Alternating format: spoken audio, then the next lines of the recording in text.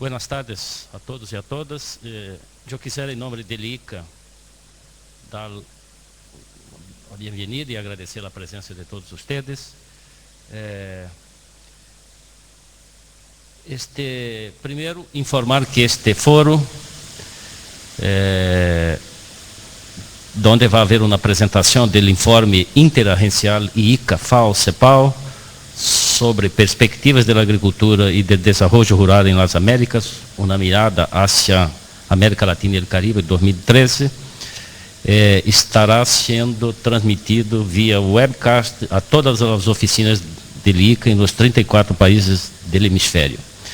E comentar-lhes muito brevemente que no último martes, durante o GICAR 2012 em Punta del Este, e paralelamente ao GICAR, houve uma reunião do CAS, do Conselho Agropecuário do Sul, e o diretor-geral do ICA, Vítor Villalobos, hizo a apresentação, o lançamento do informe para os ministros de Agricultura do CAS que estavam em Punta del Este.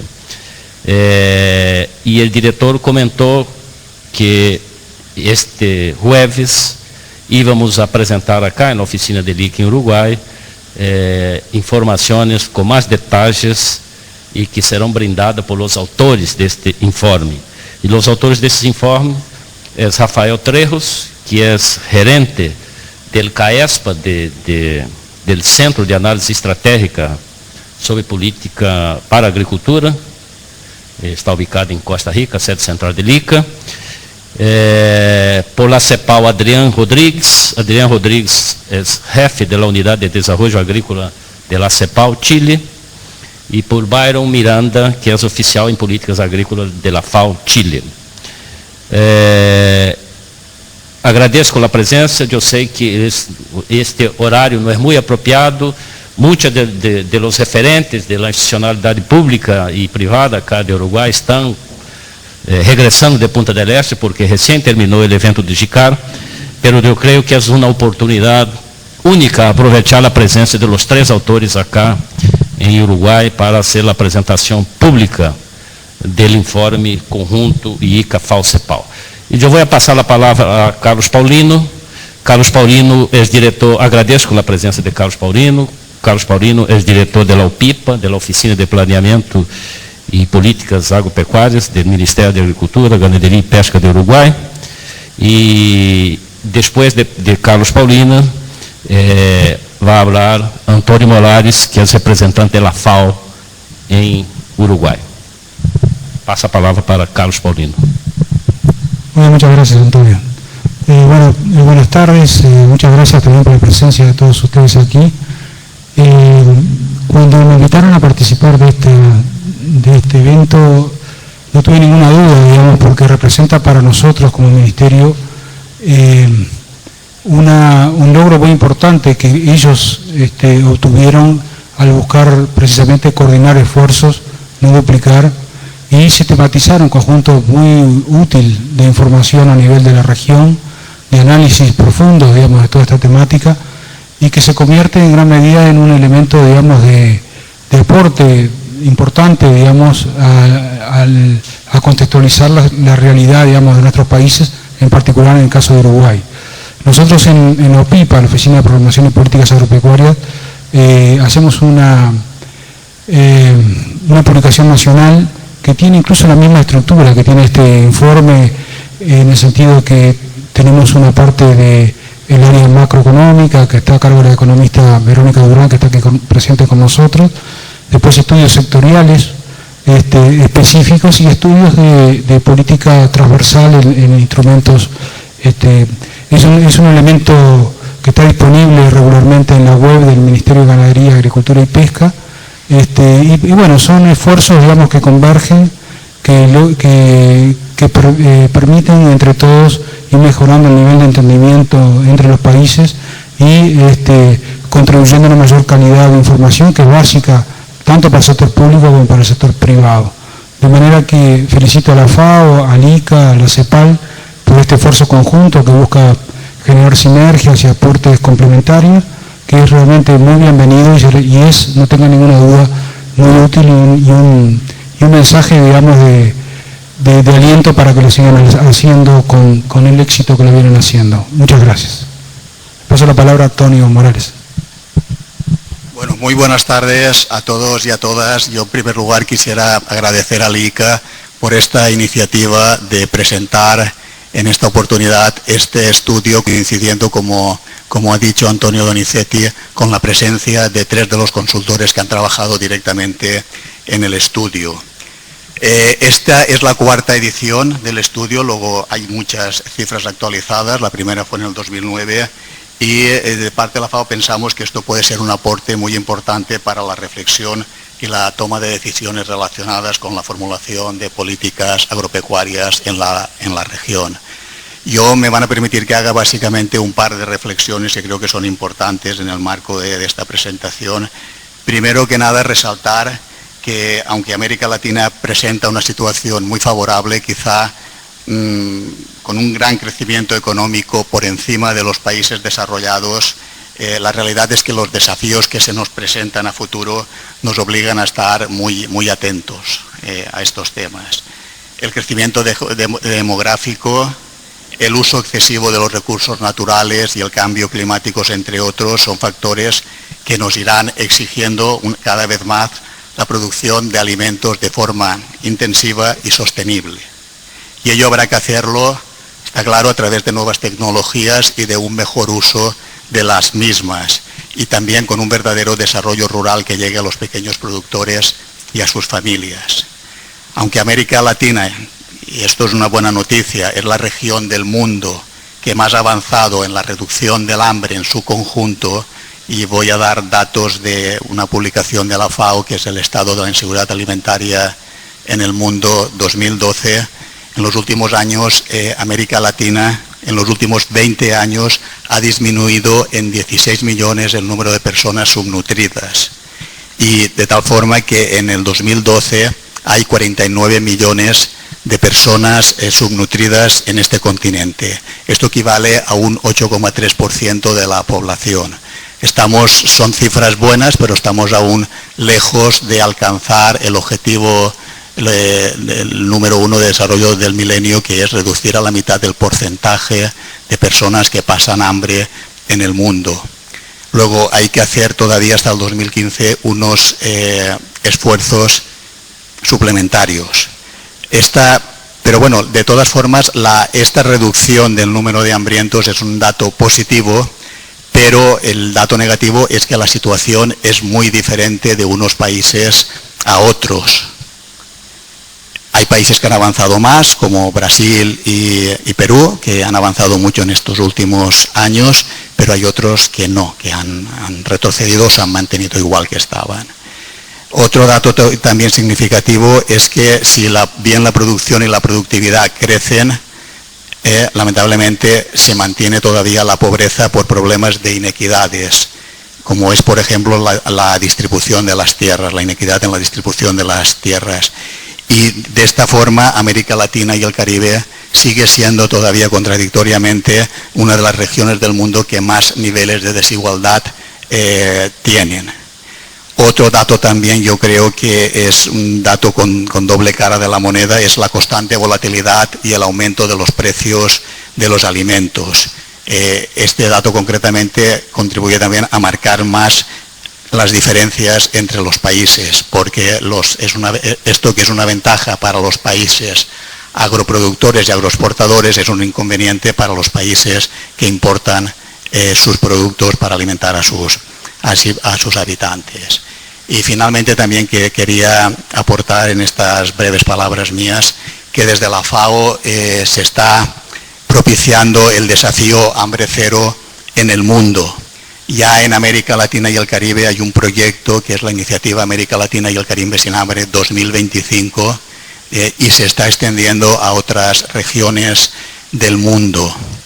Y que pues para conseguir este desafío de hambre cero, pues esto será posible a través, sin duda, de una mejor agricultura y de un mejor desarrollo de nuestras comunidades rurales.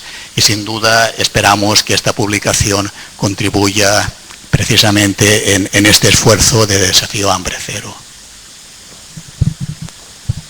Bueno, agradezco a Carlos Paulino e a Antônio Morales, y un comentario muy rápido sobre el programa.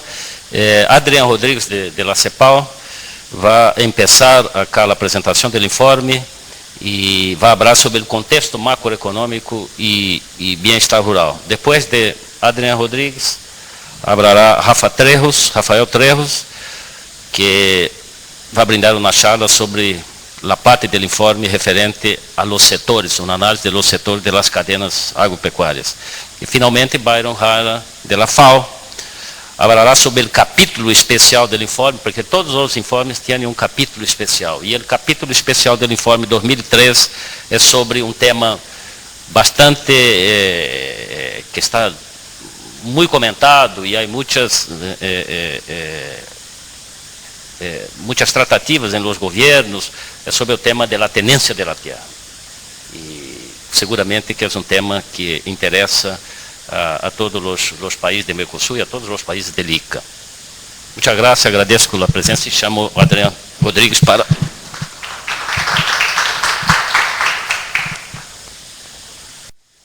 Bueno, en realidad la parte primera de la presentación ya tanto Antonio Morales como Antonio Donizetti han destacado algunos de los elementos de contexto de lo que este informe representa en términos de colaboración entre las tres instituciones, entre la CEPAL, la FAO y el IICA.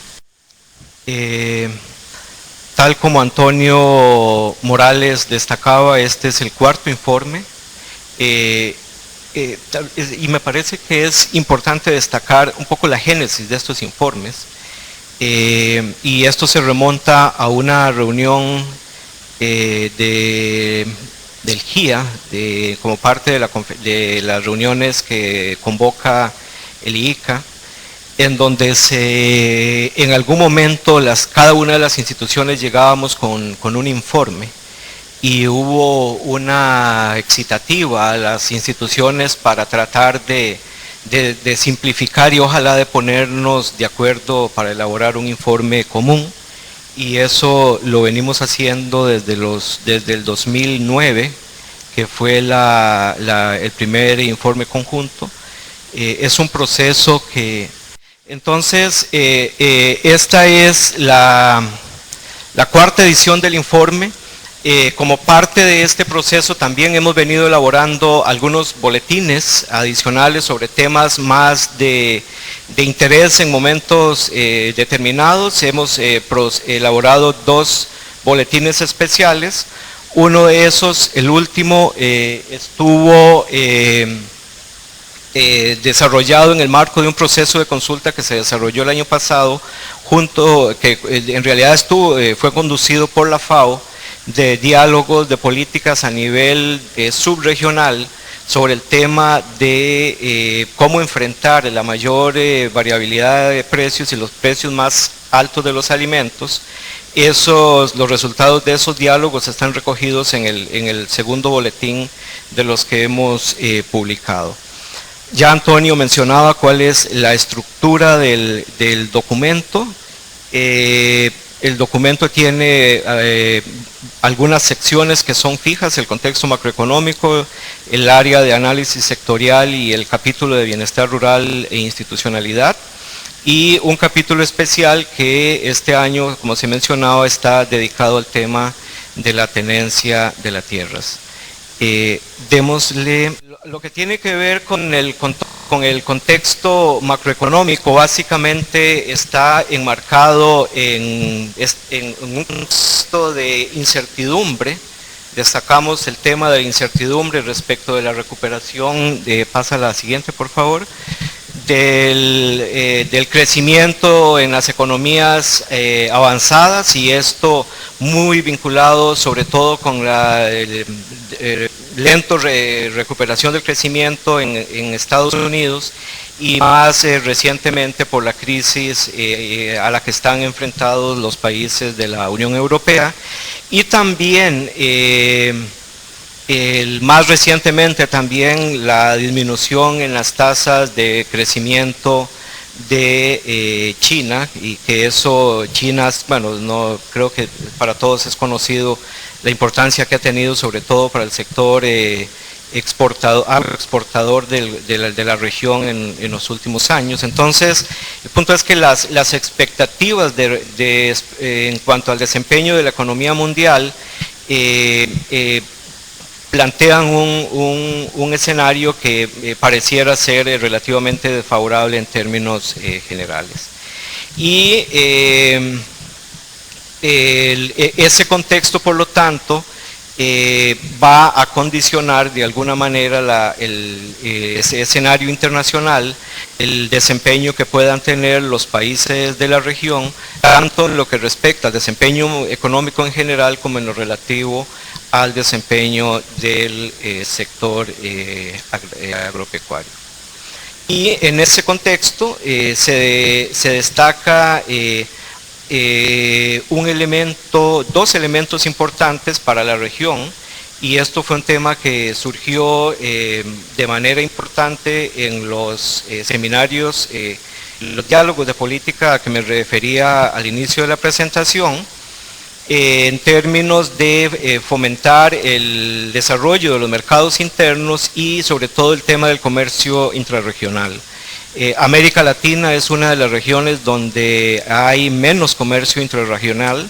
En algunas regiones es aún más reducido, como es el caso de la región andina. Es más elevado en Centroamérica, pero todavía por debajo, digamos, de lo que es el comercio intrarregional en otras regiones del mundo. Así que ese tema se plantea también como en el marco en el que la región además tiene tanto productores que son exportadores netos como importadores netos de alimentos, y entonces eso de alguna manera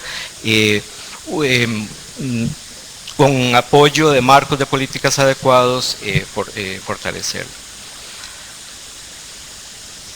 El contexto sectorial destaca también, presentamos algunos indicadores de vulnerabilidad frente a la situación externa, y aquí les presentamos el caso de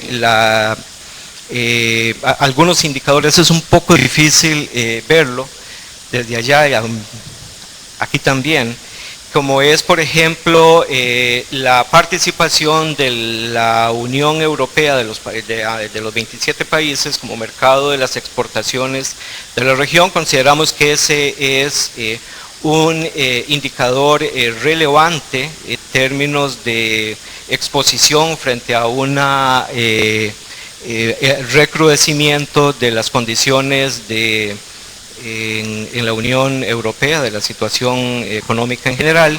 Y otro indicador relevante, el que ven ustedes en lila, que es el que está más externo, que es la participación de los bienes primarios en las exportaciones totales. Y ahí, cuando hablamos de bienes primarios, tiene tanto que ver con la agricultura, como con la exportación de metales y minerales en general. Entonces, por eso ustedes ven países como Bolivia, Venezuela, que tienen una gran dependencia de este tipo de exportaciones, y otros países con el caso de Paraguay, que es ahí sí es fundamentalmente dependencia de exportaciones agrícolas, lo mismo que en el caso de Uruguay, un poco menos, y otros países que tienen una economía más diversificada, que tal vez les permite enfrentar una posible reducción en el precio de las materias primas, que de hecho podría ser favorable para ellos. Esto en cuanto al contexto macroeconómico. El capítulo también tiene un contexto más específico para los capítulos que tocan cada una de las 4 subsectores analizados en el sector, y allí destacamos algunos de los elementos que Antonio Morales allá hacía referencia en su alocución. El tema del entorno de precios volátiles, y otro tema también muy relevante y muy destacado, por cierto, en el último informe de la CEPAL, presentado en agosto en su periodo de sesiones, que es el tema de las brechas en términos de productividad, y que en el caso del sector agropecuario son particularmente importantes. La producción agrícola de la región, allí tienen usted, no, el anterior, algunos indicadores sobre este tema en términos de tasas de crecimiento, y básicamente lo que quisiera destacar es cómo el desempeño de la economía en general ha sido en los últimos años relevante para el desempeño del sector agrícola. Ustedes pueden ver, por ejemplo, en el año de la crisis, el 2009, que frente a una caída de aproximadamente, de poquito menos del 2% en el PIB, hubo una caída agregada de casi el doble en términos del volumen, del índice de volumen de valor agregado agrícola. El siguiente año, en el 2010, la situación se revirtió, y para el año 2011, bueno, no tenemos las cifras, no sé por qué no quedó acá, pero el punto es que ante un escenario negativo como el que podría preverse para el 2012-2013, eso también podría tener de alguna manera, sobre todo en términos de comercio, un impacto desfavorable sobre el desempeño del sector. Y ahora sí, la siguiente, el tema de las brechas de productividad. Ustedes pueden ver, por ejemplo, no solo en términos absolutos, la barra de abajo, que es el periodo 90-99, y la barra del 2000-2009, que es la que está encima, de color naranja. No solo hay importantes brechas de productividad, sino en el crecimiento que la productividad ha tenido en países como Estados Unidos y Canadá, comparado con el crecimiento en productividad que se ha dado en los sectores de la región. Entonces, eso implica, y el gráfico no lo tiene, pero las brechas de productividad ante ese mayor crecimiento de la productividad en los países más desarrollados se ha incrementado, y eso plantea para la región, sobre todo dada la gran heterogeneidad que tiene la agricultura de la región, retos importantes y también oportunidades, porque existe la posibilidad de incrementar la producción de alimentos, no solo en términos de incremento en el área sembrada, sino también por la vía de una mayor eficiencia. Esta primera parte es lo que constituyen los capítulos sectoriales. Dado que yo me tengo que ir, voy a pasar casi al final para presentar la sección de bienestar rural, que es la número 20, que es uno de los capítulos que nosotros tenemos, que lideramos desde la CEPAL. Dado que el tema este año era el tema de tenencia de la tierra, y que la CEPAL ha venido trabajando en el tema de las transformaciones estructurales, del cambio estructural, el informe de este año lo enfocamos a ver cambios estructurales importantes que consideramos son relevantes en este momento, sobre todo en términos de los retos de política que esa transición que se observa en el mundo rural plantean. Entonces, enfatizando, el capítulo examina tendencias de cambio estructural que se han dado en el mundo rural y sus implicaciones para las políticas públicas. Nosotros nos enfocamos básicamente a cambios estructurales en el mercado de trabajo y en términos de la estructura demográfica. En el mercado de trabajo rural, Destacamos, y esto lo hemos venido destacando ya en la mayor parte de los informes, la importancia creciente que adquiere el empleo rural no agrícola, lo que llamamos la economía rural no agrícola, y la importancia que esto tiene en términos de diversificar las opciones de empleo bien remunerado para la población rural.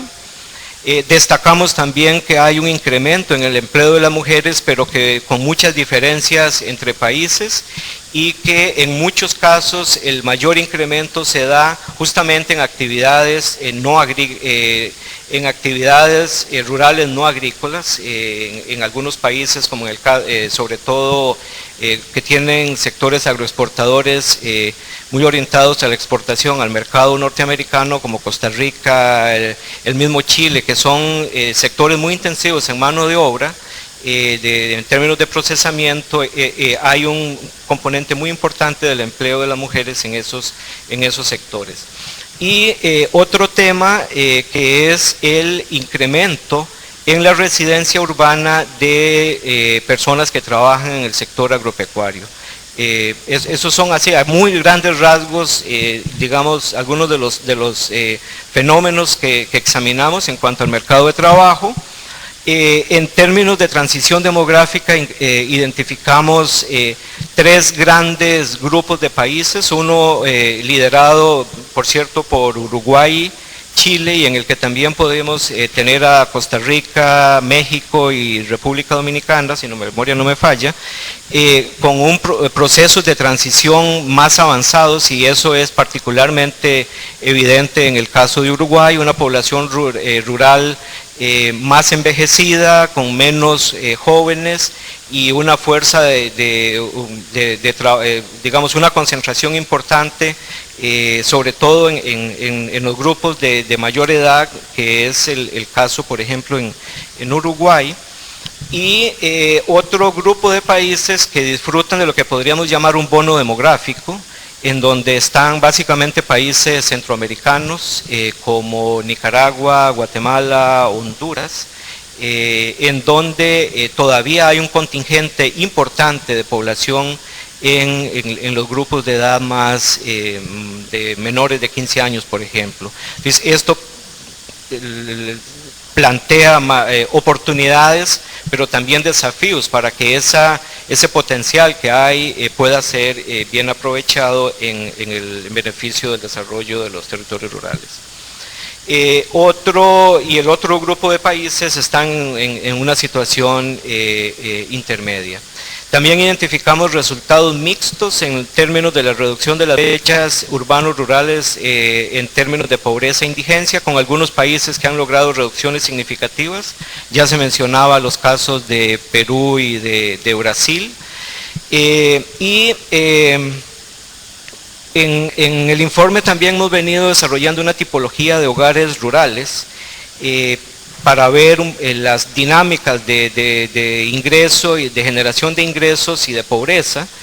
Esa tipología incluye hogares agrícolas, hogares no agrícolas, hogares mixtos, y eso en función de cómo obtienen sus ingresos, y hogares dependientes de transferencias, en donde básicamente sus ingresos provienen ya sea de transferencias públicas o de algún tipo de ingreso de remesas, por ejemplo.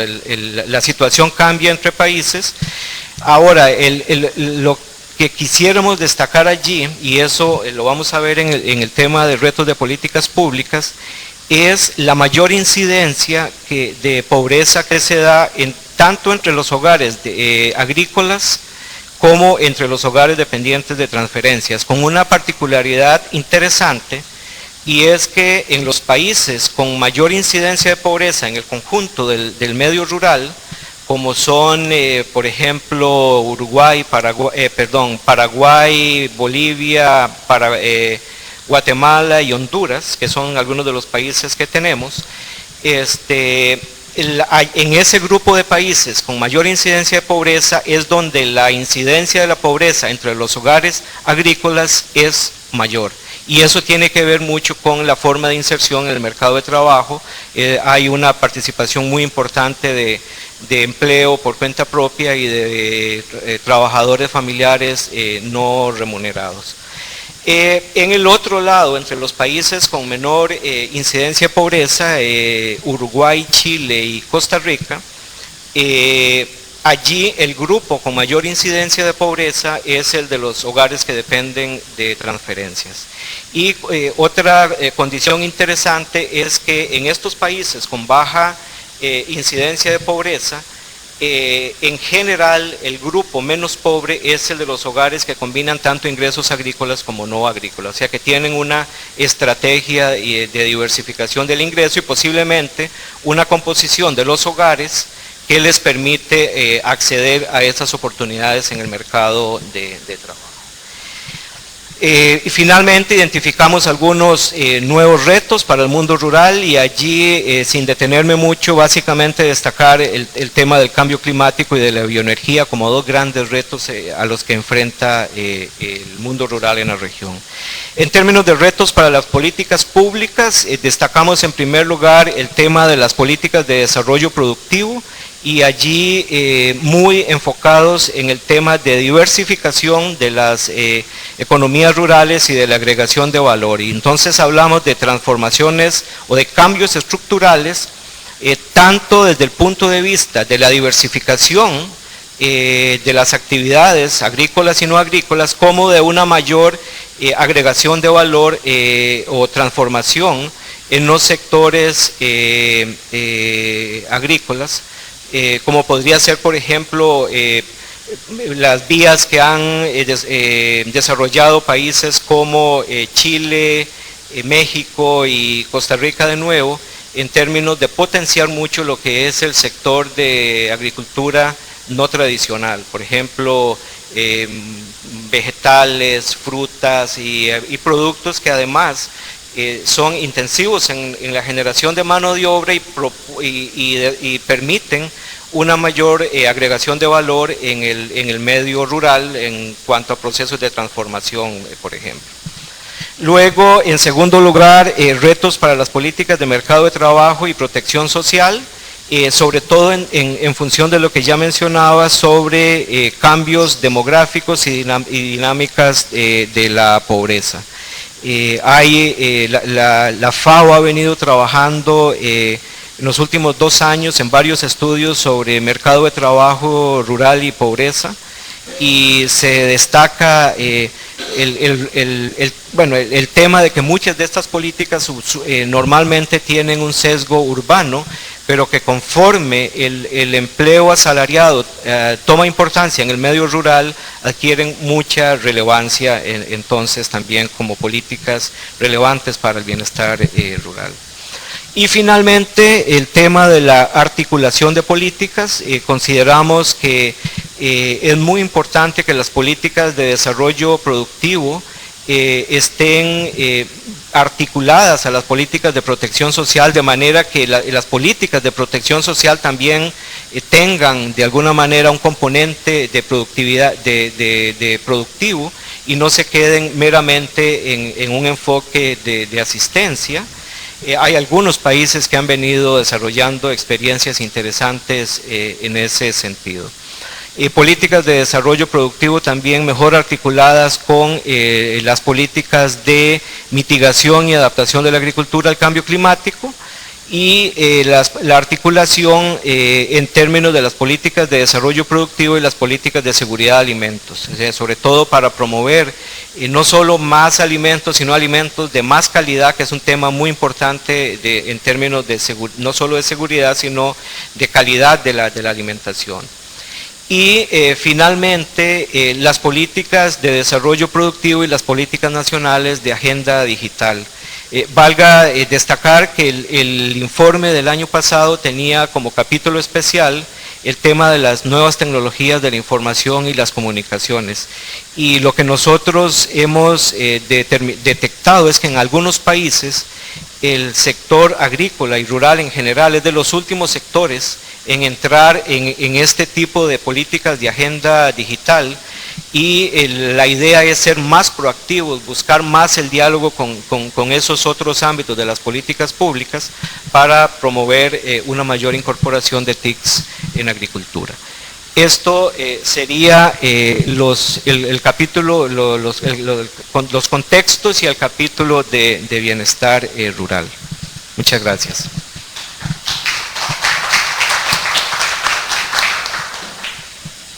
El informe en su segunda parte tiene fundamentalmente un análisis sectorial con una visión ampliada de la agricultura, es decir, no solo la agricultura de los cultivos, sino fundamentalmente se incluye, o adicionalmente se incluye la parte de ganadería, pesca y la parte forestal. La idea de esta parte del análisis sectorial es tratar de analizar cuáles son las tendencias que se están presentando en materia de la producción de las diferentes actividades, echar una mirada sobre cuáles son las perspectivas a corto y mediano plazo, fundamentalmente para el 2013 o 2014, y plantear como consecuencia o como resultado derivar recomendaciones de política. Y entonces empezamos con el capítulo que tiene que ver con la agricultura y el informe destaca de que ha habido un buen desempeño del sector agrícola en general en América Latina, un buen desempeño, pero que la desaceleración del crecimiento mundial y los problemas relacionados con el clima, sobre todo la gran variabilidad climática, son los principales retos que están enfrentando la agricultura regional en el corto plazo, que ya no es tanto los problemas de las crisis de los precios de los alimentos, sino que fundamentalmente es la variabilidad climática y la caída de la demanda mundial, las preocupaciones que tiene que enfrentar la agricultura regional en el corto plazo.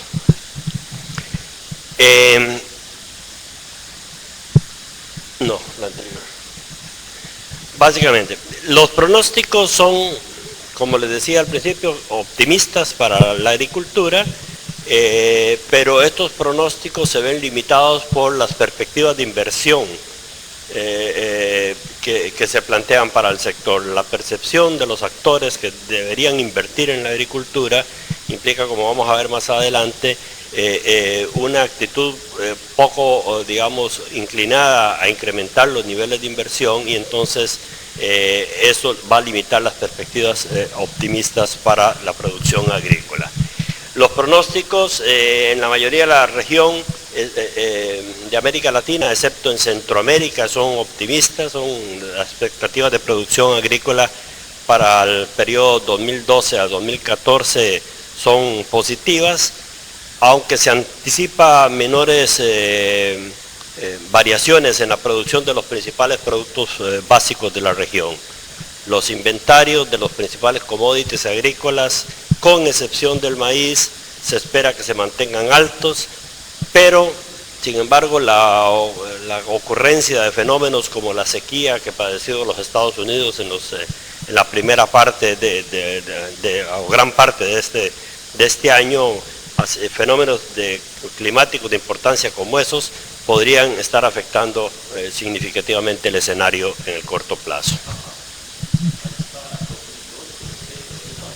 Sí, las expectativas del 2012, digamos, estos son los resultados de una encuesta que hicimos a agentes económicos de la agricultura en toda la región, y las expectativas mostraban para todas las regiones, excepto para Centroamérica, expectativas favorables en la región. Sin embargo, estas expectativas no tienen como contrapartida una perspectiva de decisiones de inversión que acompañen esas perspectivas favorables. ¿Qué ha pasado, digamos, como resultado de la estructura productiva con respecto a las variaciones de precios, sobre todo los niveles de precios altos que manifestaron los commodities en este periodo reciente. En América Latina, a excepción de Argentina, Brasil y Uruguay, que son países que tienen más especialización en cultivos de tipo anual, en el resto de la región ha habido poca capacidad de las estructuras productivas agrarias para aprovecharse de esta situación de precios altos de los commodities. Y la razón fundamental es que la estructura, por ejemplo, de la producción agrícola en los países andinos o centroamericanos o el Caribe, está más orientada hacia cultivos perennes, a cultivos perennes como son las frutas, el café, banano, la palma, y no a cultivos anuales. Y entonces la capacidad de respuesta de los agentes económicos en la agricultura está bastante limitada por esa estructura de la producción. Les decía que la percepción de incremento de la producción, sobre el incremento de la producción agrícola en la región, no está acompañada por limitadas expectativas de inversión en el sector. Una encuesta que realizamos en los países de América Latina nos mostraba que el 56% de las respuestas de los agentes económicos decían que no se estaba planteando cambios significativos en los niveles de inversión en la agricultura, y por el contrario, un 15% de las respuestas manifestaba que más bien iba a experimentarse una contracción de la inversión en la agricultura. La siguiente. Los precios de los productos agrícolas, las expectativas es que se van a mantener altos en el largo plazo, no tan altos como están en el presente, pero que se van a mantener en un piso alto y fundamentalmente muy influenciados por las condiciones climáticas. Estos niveles de precios altos en un techo alto van definitivamente a incentivar la expansión de los cultivos anuales de los principales commodities, pero no obstante esto, por ejemplo, para los países de clima tropical va a representar un reto, porque esos commodities que están aumentando de precios en los mercados internacionales son fundamentalmente commodities que se siembran en los países de clima templado, y más bien los países de clima tropical son importadores netos de esos productos. Por ejemplo, los países centroamericanos exportan frutas, flores, etcétera, pero tienen que importar las oleaginosas, el maíz, trigo, etcétera. Por otra parte, se ha observado un crecimiento significativo del comercio agroalimentario en América Latina, y después de la caída del 2009, de la crisis del 2009, el comercio agroalimentario de América Latina retomó su tendencia reciente histórica, digamos, de crecimiento, y países claramente como Brasil y Argentina se están perfilando, se están consolidando como potencias agroalimentarias en el concierto mundial. Sin embargo, este 2012 ha mostrado una caída, un debilitamiento del comercio mundial, resultado de la crisis, o la situación que experimentan los países más desarrollados y la desaceleración del crecimiento de China. Sin embargo, pese a que el comercio mundial se ha visto desacelerado durante el 2012, no ha habido una contracción significativa, no ha habido una respuesta, digamos, de desaliento en la demanda, digamos, por productos de la agricultura a nivel mundial.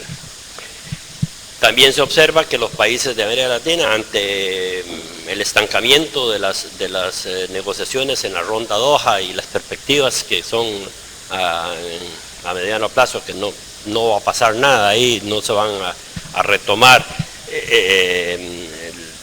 esas negociaciones en la renta multilateral, se observa que la mayor parte de los países de América Latina han empezado a buscar la vía alternativa de los acuerdos bilaterales, acuerdos a nivel subregionales, etcétera, como una vía fundamentalmente para tratar de aprovecharse, digamos, de las economías, sobre todo de los países emergentes.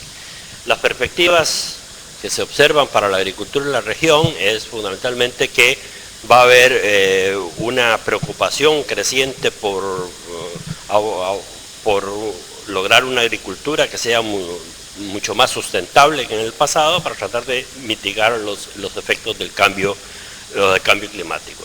Y entonces lo que se observa, digamos, lo que se prevé es que va a haber esfuerzos por mejorar la productividad de la agricultura, producir más con menos recursos, con el fin de proveer alimentos suficientes para aportar, digamos, a la garantía de la seguridad alimentaria a nivel mundial, pero que esa producción va a tener que hacerse cada vez más en forma más amigable con los recursos naturales para contribuir, digamos, al desarrollo sostenible en la región. En cuanto a la ganadería, si uno observa cómo ha ido evolucionando la producción agrícola de la agricultura ampliada en la región en los últimos años, resulta que a pesar de la expansión de la soja y todo eso, lo que más ha ido evolucionando positivamente ha sido la producción y el comercio de productos de la ganadería. Sin embargo, el crecimiento y la eventual concentración de la producción están generando presiones sobre el medio ambiente, sobre los ecosistemas, sobre la biodiversidad y sobre los recursos naturales. Y entonces algunos de los factores que podrían pueden presentarse factores que frenen el potencial de mejorar la contribución del sector al bienestar económico y social. Por ejemplo, se observa un rápido avance de la producción de ganadería de carne y leche. Los avances responden fundamentalmente a avances en mejoras en la productividad. Brasil continúa jugando un rol de liderazgo en la región en cuanto a la producción y a los inventarios de la carne. Uruguay y Argentina observan, digamos, los primero y segundo lugar en cuanto a consumo de carne vacuna per cápita. Los productos lácteos se observan que están aumentando en su popularidad dentro de las dietas de los consumidores. Sin embargo, hay brotes de enfermedades que se están manifestando en forma creciente o que se manifiestan persistentemente, que han estado acompañando al crecimiento de la producción agrícola. Las perspectivas para la producción ganadera en América Latina son positivas porque posee una ventaja comparativa, digamos, en cuanto a la producción pecuaria. Los beneficios se ven contrarrestados en alguna medida por los costos los aumentos de costos de impactos ambientales. En muchos países hay como una especie de trade-off ahí, donde la región tiene posibilidades de aumentar la producción, de promover la industria agropecuaria de la región, pero que puede eso estar generando, digamos, mayores desafíos en torno a la sostenibilidad de la producción. Por ejemplo, se espera un crecimiento de la industria de aves de corral,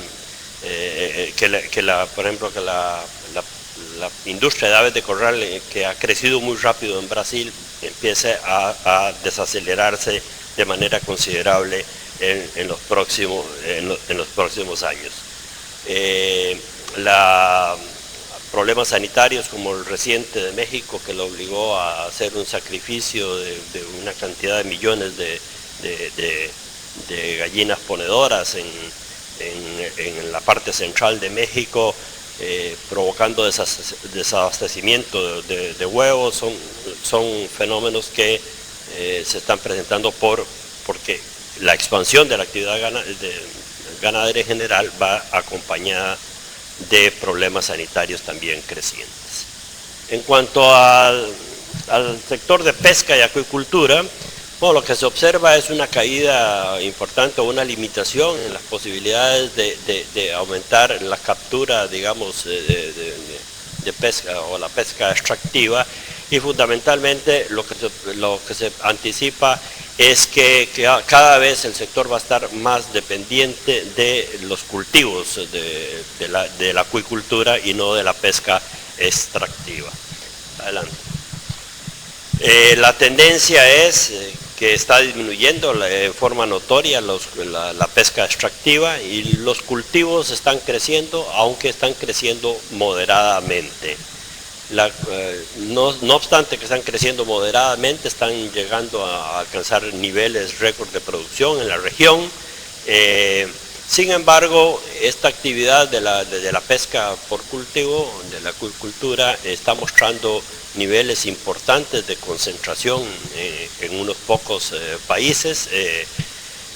Sin embargo, el comercio, los mercados mundial pesquero es un mercado que se está comportando muy dinámicamente. Va a haber una demanda creciente e importante, y entonces eso plantea una posibilidad de aprovechamiento, un potencial de aprovechamiento por parte de la región, y ese aprovechamiento tendría que hacerse por la vía de cultivos y no por la parte de esta extracción.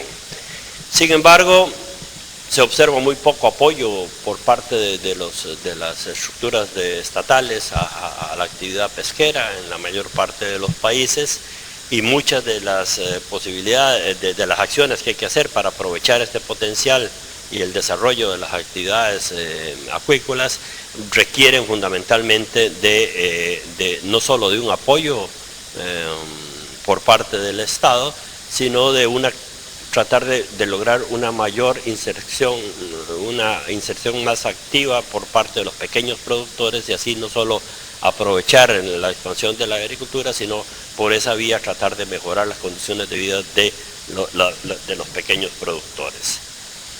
En cuanto a la parte forestal de los bosques, bueno, se plantea que los bosques son cada vez un factor más clave, digamos, para no solo contribuir a la seguridad alimentaria, sino con su papel importante de contribución a la mitigación del cambio climático.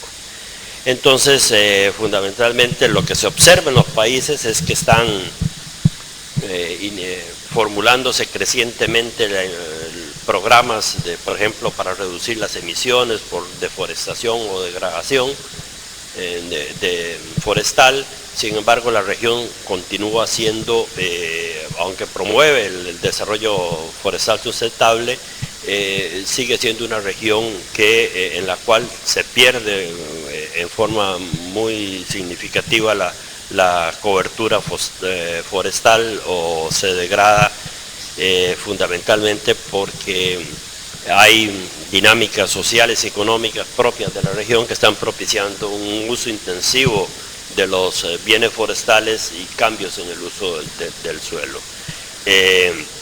Ahí también se observa una limitada capacidad de control por parte del Estado, y también se observa como tendencia importante una valoración creciente del pago por servicios, de la modalidad de pago por servicios ambientales de los bosques, y por esa vía tratar de incluir a las poblaciones locales para que participen más en temas de conservación y de manejo adecuado de los recursos forestales. Hay un reconocimiento cada vez mayor de la importancia de los bosques, del papel que juegan los bosques en la mitigación del cambio climático, y no solo para mitigar el cambio climático, sino para generar desarrollo económico y social a través de un manejo adecuado y una conservación del recurso. Y eso sería todo, digamos, un resumen apretado de lo que contemplan los capítulos del sector acuario. Le paso la palabra al compañero Byron Jara de la FAO, porque se va a referir al capítulo especial de tenencia de la tierra.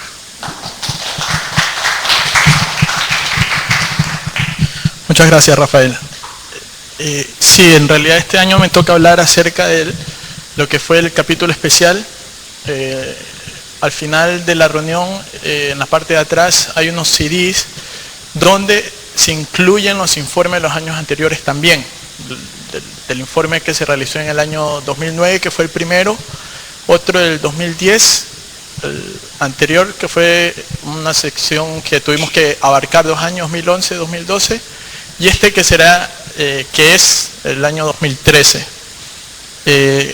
Para este año se mencionó que el capítulo especial va a ser sobre el tema de las tenencias de la tierra. Esta presentación la tuve que separar en 3 capítulos porque las diferencias están muy marcadas en 3 subregiones en América Latina y el Caribe. Se va a tratar una sobre Sudamérica, otra sobre Centroamérica y México y otra sobre el Caribe. Las diferencias están muy marcadas, como le mencioné, en esas regiones, pero voy a iniciar hablando sobre las perspectivas que se pueden ver en la región de América Latina y el Caribe a modo general. La situación actual con el tema de la concentración de tierra es muy distinta a la situación que se vivía en los años 1960, donde era muy necesaria una reforma agrícola, con lo que se justificaba la necesidad de realizar dichas reformas en forma más generalizada. Puede ser que en los próximos años se siga profundizando esto, lo que reforzará aún más el carácter de la estructura agraria latinoamericana, y en especial la del Caribe.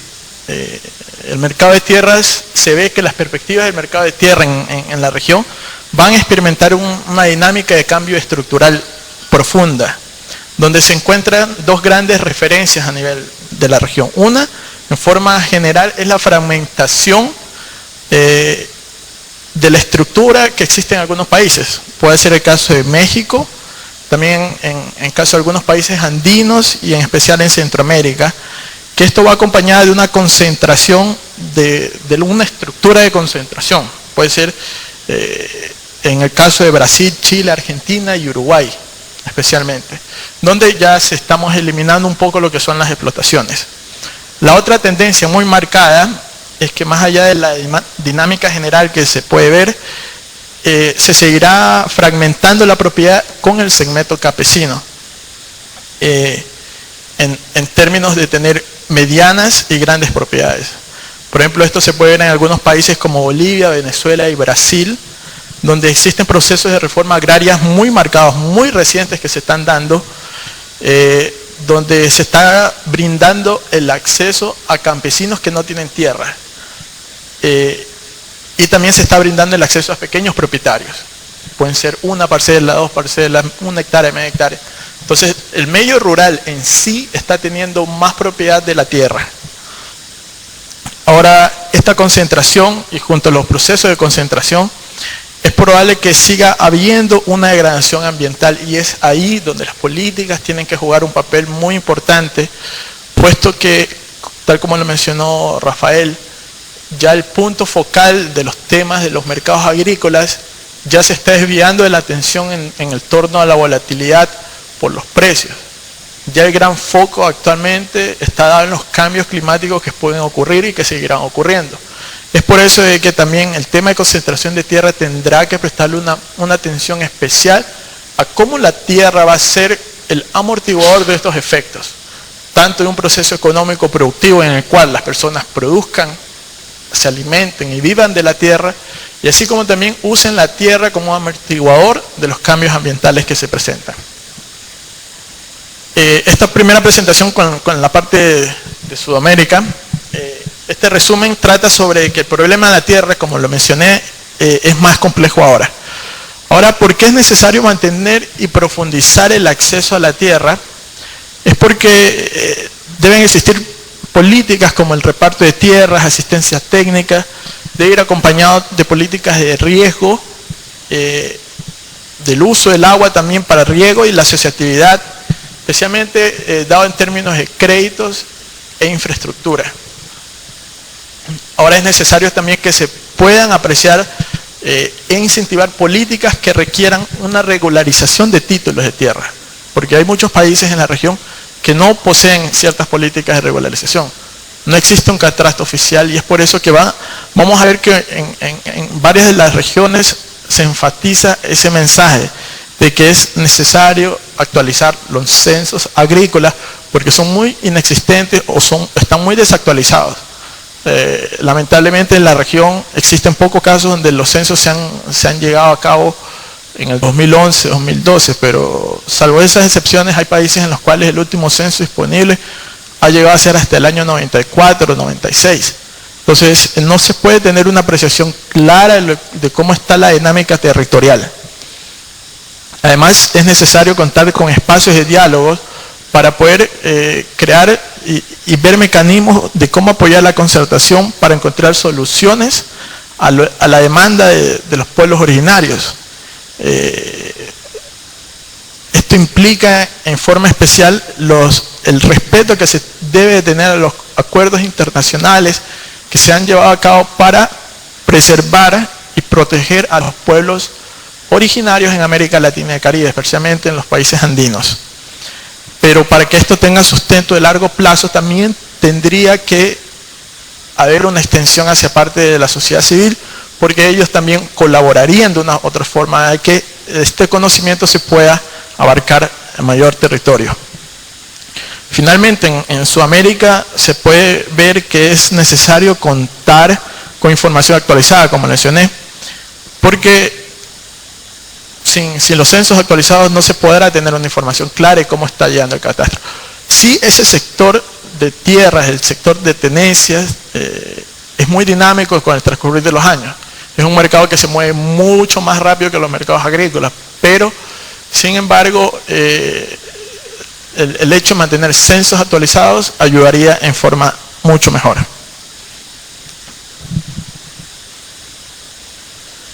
Pasamos al otro sector, a la otra región que es Centroamérica y México. Aquí se ha podido apreciar de que no hay indicios de acaparamiento como existen en otras regiones o subregiones, pero sí ha habido indicios de concentración donde persisten muchos problemas. Es por ello que los gobiernos de la región están tomando en cuenta en sus agendas el tema de tierras nuevamente. Por ejemplo, hace poco se mencionó que existe una nueva legislación donde se está enfatizando la lucha por la tierra en Guatemala, en Honduras y en Costa Rica, en donde se está hablando más acerca de la creación de un instituto de desarrollo rural que permita tener ese dinamismo para poder proteger a la tierra. La concentración también está generando cambios en el uso de suelo. Por ejemplo, ya se está viendo marcadamente el uso para protección de bosques privados y el desarrollo de actividades turísticas, especialmente en Costa Rica, en países centroamericanos que tienen una fauna muy rica, Panamá. En esos países se está observando este dinamismo. También la concentración puede darse o se está originando en estos países por un mayor control de los procesos industriales. Puede ser esto la agroindustria y la comercialización, y no tanto por los derechos de propiedad, sino más bien por intereses de explotación comercial. La agricultura por contrato es un instrumento que ha permitido la concentración de tierra en estos países y realmente está teniendo un control en los procesos productivos muy fuerte. Ahora también la mayor concentración se presenta en aquellos productos que demandan un mercado internacional con mayor fuerza.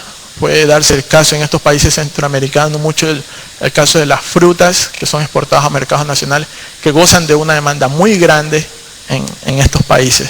Y esto a su vez ha generado la oportunidad para que el Estado dirija y controle los procesos de concentración, enmarcado siempre en una política de desarrollo prioritaria, siempre prioritaria. Ahora, sí se ha podido observar que existen ciertas debilidades en forma institucional, puesto que a lo largo de toda la subregión de Centroamérica se han observado deficiencias en los sistemas de catastro. Es ahí donde nuevamente lo estoy mencionando, de que no existe un registro actualizado sobre las propiedades. Y esto genera incertidumbre al momento de hacer transacciones.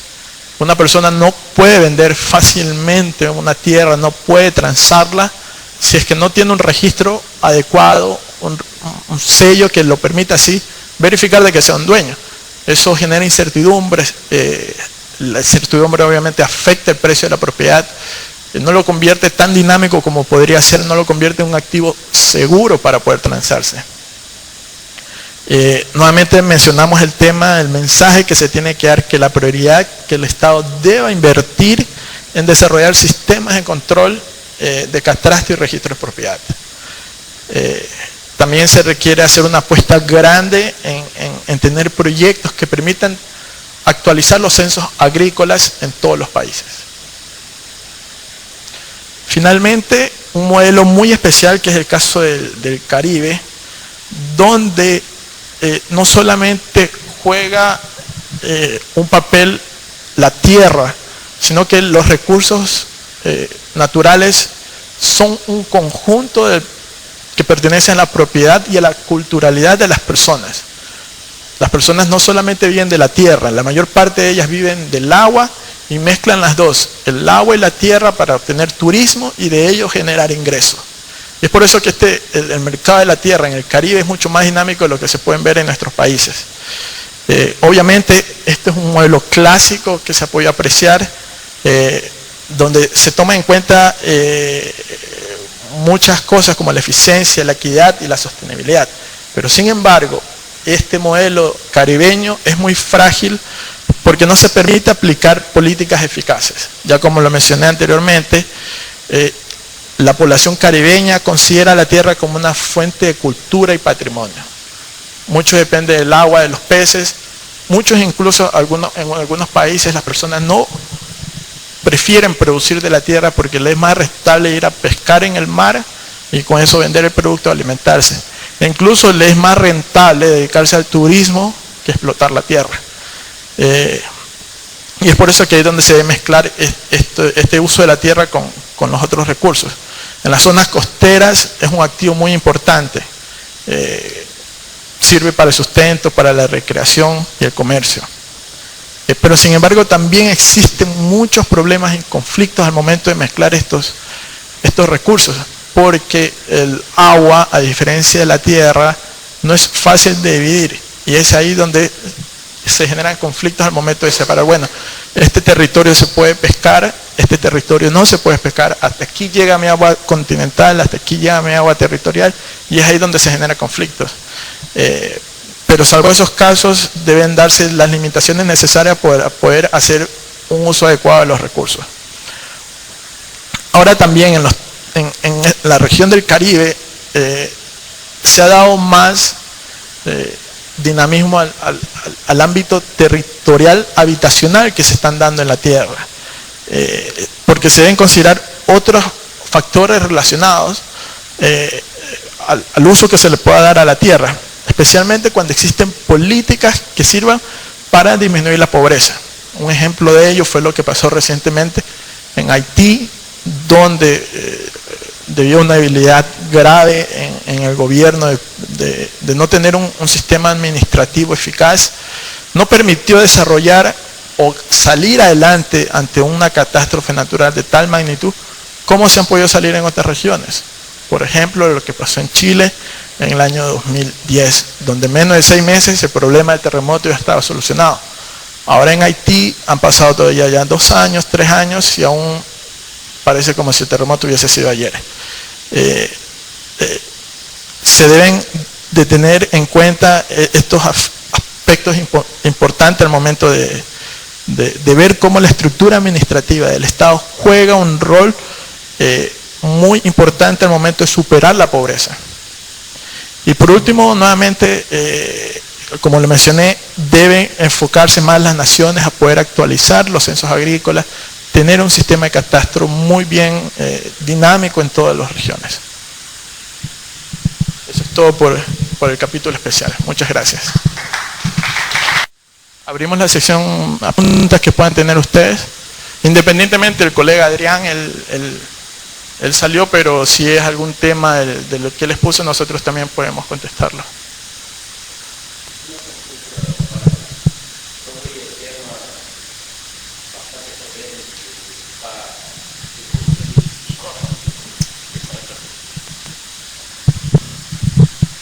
No, yo quería hacer un comentario y tener su opinión sobre el tema de la extranjerización de la tierra, que es un tema muy polémico, está siendo debatido en todos los países de la región sur, el informe, este capítulo especial del informe evaluó este tema y sus recomendaciones.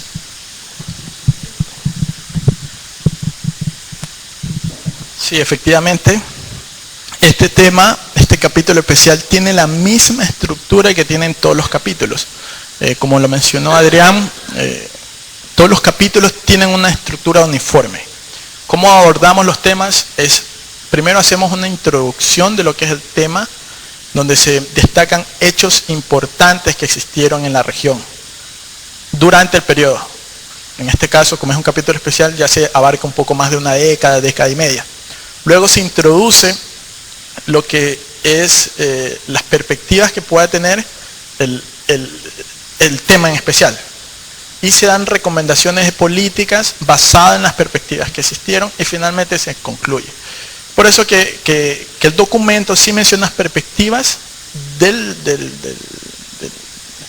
tema y brinda recomendaciones de políticas también. Incluso las recomendaciones de políticas van bien orientadas a las subregiones, porque como lo mencioné, son muy distintas y tienen un dinamismo completamente diferente en cada una de ellas. Ese tema lo tratamos, se lo dio en muy especial, independientemente de la extranjerización de la tierra. Han existido muchos estudios liderados por la FAO también sobre el tema. Es necesario que el Estado mantenga un control adecuado sobre el uso extranjero de la tierra, porque en algunos países los pueblos originarios están demandando un mayor control con respecto a eso, porque ya se está dando el dinamismo comercial que se le están dando, mucha explotación agrícola, mucha explotación comercial, donde ya se deja de lado lo que es el aspecto cultural de conservación de la tierra, de utilizar productos originarios de la zona, por utilizar productos que son de mayor explotación o que degradan mucho más el medio ambiente. Entonces las recomendaciones son a que si los temas de atención que está generando ahora es el cambio climático y sus consecuencias a la degradación ambiental, debe existir un mayor control sobre el uso que se va a dar a la tierra en esos aspectos. No para degradarlo, sino para producirlo y mantenerlo en forma sostenible. Tal vez para ampliar. El fenómeno de extranjerización se ha dado fundamentalmente, o el intento de compra de tierra por extranjeros se ha dado fundamentalmente en el sur, no en el resto de las regiones. Y es un fenómeno que se ha dado más fuertemente en otros continentes, como en África y en parte de Asia, que en el caso de América Latina.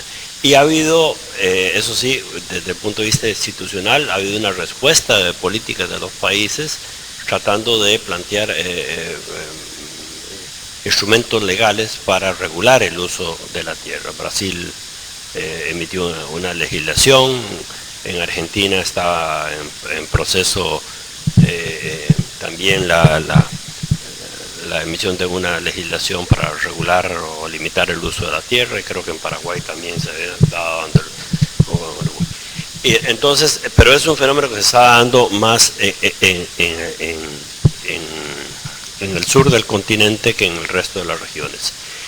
En Centroamérica y México la concentración de la tierra se está dando fundamentalmente por la vía de los contratos a través de las cadenas agroalimentarias. Entonces es más, no es tanto la compra de del título de la tierra, sino concentración fundamentalmente a través de mecanismos contractuales fundamentalmente para hacer escala. Se hacen mecanismos de contratos con productores de diversos. Por ejemplo, en México hay muy difundidos los contratos a pequeños productores que los atan a través de un contrato, se les brinda asistencia técnica, etcétera, pero tienen que entregar la producción la cual se regula el tipo de producción, la calidad, etcétera. Hay una supervisión sobre el proceso productivo y entonces se amarra, digamos, la tierra. Por eso se habla de concentración y no de acaparamiento de tierra. En el caso, se está dando más, digamos, en el caso de Centroamérica y el Caribe, más problemas de presencia de inversiones extranjeras en las zonas costeras. Entonces hay una competencia creciente del uso de la tierra entre actividades turísticas y actividades agrícolas, y donde en algunos países se están impulsando actividades agrícolas combinadas con actividades turísticas, por ejemplo, como el caso de Costa Rica o el caso de Ecuador, en el área andina, etc.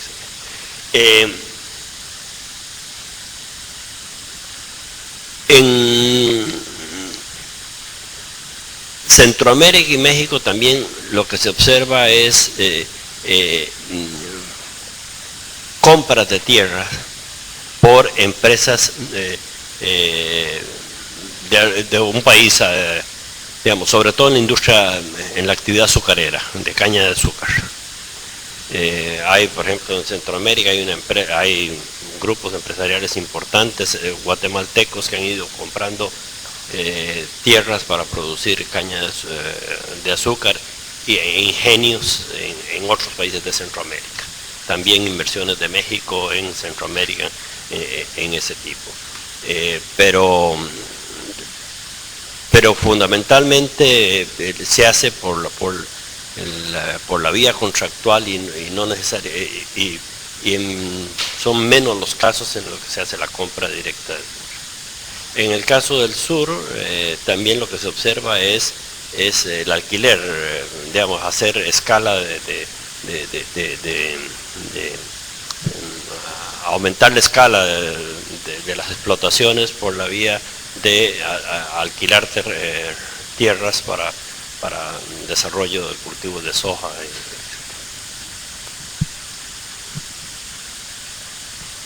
En el caso del Caribe es diferente. En el caso del Caribe, el Caribe tiene una estructura de la distribución de la tierra muy característica y muy influida por su pasado colonial. De hecho, la mayor cantidad de tierras disponibles para la agricultura en el Caribe son, sobre todo en el Caribe inglés, ¿no? República Dominicana es diferente y Haití es diferente, pero en el Caribe, digamos, que fue colonizado por Inglaterra, que son los países de habla inglesa, tienen una estructura donde el Estado es el mayor propietario de las tierras. Y hay un usufructo por parte de los productores, en la realidad, de hecho, son propiedades donde viven los agricultores, trabajan, e inclusive hay un mercado de tierras que funciona ahí, pero normalmente los títulos de propiedad es una ocupación de hecho en muchos casos, porque la mayoría de la tierra sigue siendo, digamos, de poder de los países, de los estados.